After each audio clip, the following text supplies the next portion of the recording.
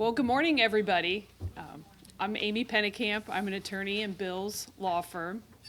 And in addition to estate planning, I also do a lot of Medicaid planning, helping clients that are going into the nursing home qualify for Medicaid and preserve assets if they can. There's some last-minute techniques that are still out there. The nursing homes won't tell you about them, but there are some ways that you can salvage some assets and not have to spend it on nursing home care.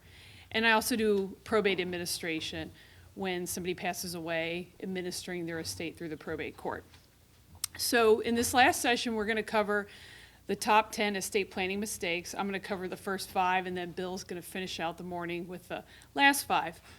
So if we start with the handout, the first estate planning mistake is the failure to have a current updated last will and testament stating who will receive your property and who will be appointed guardian to take care of your minor children. Clients are often surprised when I tell them, it's fine if you don't want to have a will, but the state does have a will for you, and you may not like what the state provides.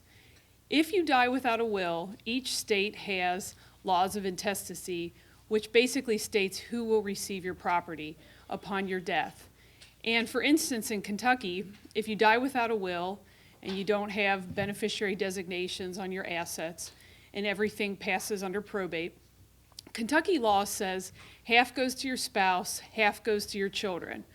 Well, if your spouse is the parent of your children, typically you want to leave everything to your spouse, and your children aren't going to receive anything until after your spouse passes away.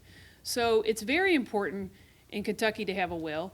In Ohio, Ohio does it a little differently because they try and account for blended families, that if you have children from a prior relationship, making sure those children are not excluded. So Ohio does a calculation, but unfortunately I have seen at times where what you wanted the state law would not be good for what you wanted. I currently have an estate right now that I'm administering that the decedent died without a will. She was never married, she never had any children, and her 3 beneficiaries are her 3 siblings, which doesn't sound bad, to leave it to your 3 siblings, except for the fact that 2 of the siblings are incompetent, living in nursing homes on Medicaid, and basically their inheritance, once they get their inheritance, they're going to be able to prepay their funeral expenses, and then everything else is going to go to the nursing home. So basically, 2/3 of this woman's inheritance is going to nursing home care. And these people will get kicked off of Medicaid. They'll have to spend this money down. And once it's gone, then they'll go back on Medicaid. Had I met with this woman, I did not know her while she was living. I would have advised her to, instead of leaving it to siblings, leave it to those siblings' children so that they could have used that money to supplement mom and dad's care. So sometimes it doesn't turn out the way that probably the person would have wanted it to. I had another case recently where a gentleman had a longtime girlfriend, and so I said, well, do you have a will? Yes, I have a will. Can I see the will? The will was not valid because it was only witnessed by one person. And to have a valid will in Ohio, it has to be witnessed by 2 people. So he actually has had some health issues lately that he actually didn't think he was going to live. And so we quickly did a new will, because if he would have died with the will that he had, his girlfriend would not have received the assets. It would have went to 2 nieces and nephews that he hasn't spoken to in years. So that was a case where we were able to quickly do something, but it doesn't always work out like that.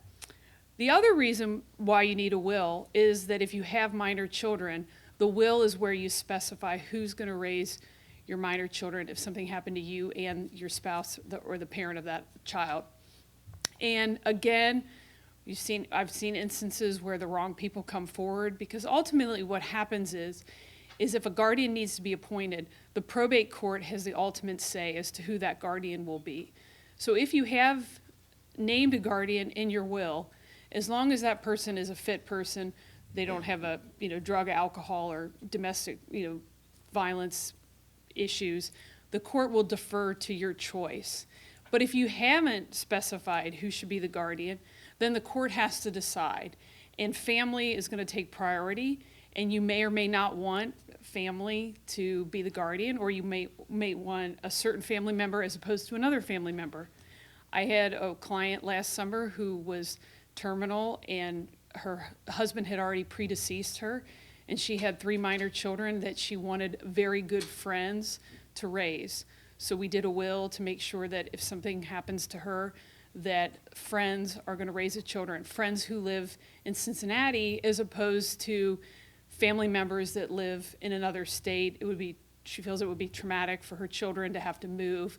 So it's just important, we never think that we're going to die, but it's important to think about these issues, especially if you have minor children, and wanting to ensure that they're raised by the people that you want them to be raised.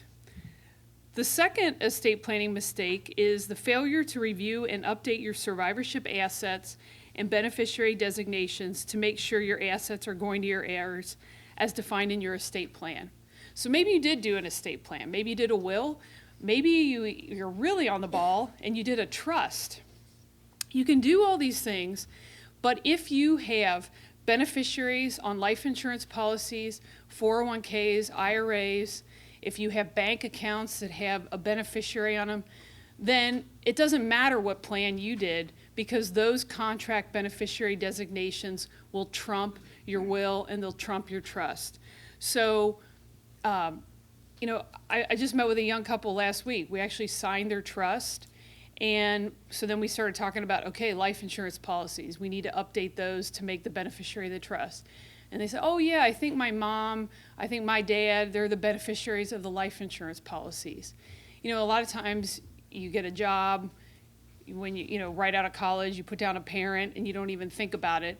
And if something happened to you, then those assets would go to those heirs that are in that contract designation. So it's very important. We always work with clients after we do their wills and their trusts to really take a look at their assets and make sure 401k, IRAs, life insurance policies, that the beneficiaries have been updated to make them consistent with their estate plan. I see a lot of times elderly clients, they'll have a child on a bank account. If child is the co-owner on the bank account, then if something happens to parent, that bank account automatically goes to that child. They're the legal owner of that account. But yet mom or dad has a will that says everything goes to my children equally. In that case, that asset only goes to that child. They have no legal obligation to split it with the other siblings, even though that's what the will says. And I can tell you, I have had some instances where that child knows that they were just on the account for convenience purposes and that they're going to split it equally with their siblings. But I've also had instances where they don't split it with the siblings, because a lot of times people justify in their mind that was supposed to go to them, or they have their own financial considerations, and so they don't feel that they have to split it, because they legally do not have to split it. So that would just be something I would caution you, is to go back and take a look at your beneficiary designations and how you have accounts titled, because it may or may not be consistent with the estate plan that you've put in place. So that is the second mistake.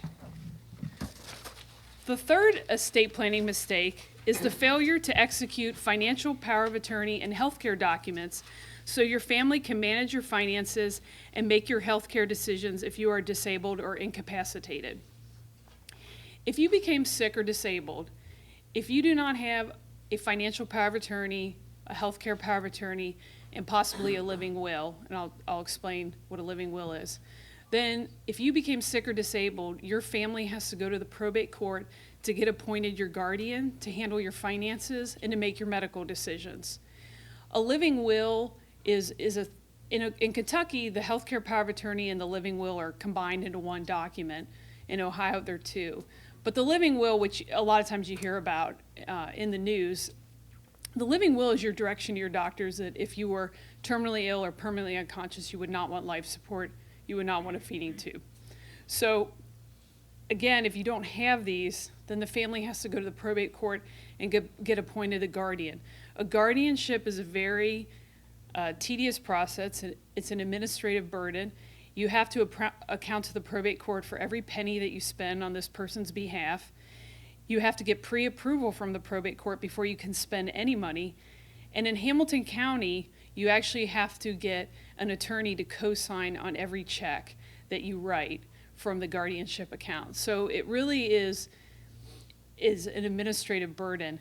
And I actually just got contacted yesterday by the Volunteers Lawyer Project. They asked me if I would represent a woman that has a hearing on February 16th for her father. The father is on life support at Christ Hospital. They want to move him to a nursing home, and she has to get appointed a guardian just to be able to move him because he doesn't have a healthcare power of attorney. And I mean, the thing I thought about first was, I don't know if this person will even be living by the time we get a hearing, in 2 weeks. So, the things that we take for granted, like you think, oh, I'm the family, I'd be able to do that. That's, they're going to let me, make medical decisions, or, the banks will talk to me about my parents. It doesn't happen unless you have those documents or you have to be appointed the guardian. I mentioned how I do a lot of Medicaid planning. It's very important that you have a financial power of attorney that incorporates the rights to basically do Medicaid planning, because oftentimes there are some last-minute strategies that we can do to try and preserve assets for somebody going into the nursing home. But a lot of times the person that's going into the nursing home really doesn't have capacity to be able to make decisions or do the gifting plans that we would put in place. And if those powers are not in the power of attorney, then the children cannot do the planning for the parent. I had a couple, a husband and wife, who they actually did have some significant assets, and both of them were going to go into the nursing home. And so we wanted to do some planning. I went through this whole analysis with the children about how we could save all this money, but that it was contingent on, do you have a power of attorney for your mom and dad? Because the mother had Alzheimer's and would not be able to do anything or sign a power of attorney at this point in time. And it took a while because they couldn't find it, but eventually they did realize that the prior attorney had done a power of attorney for their mother. He had a copy, and so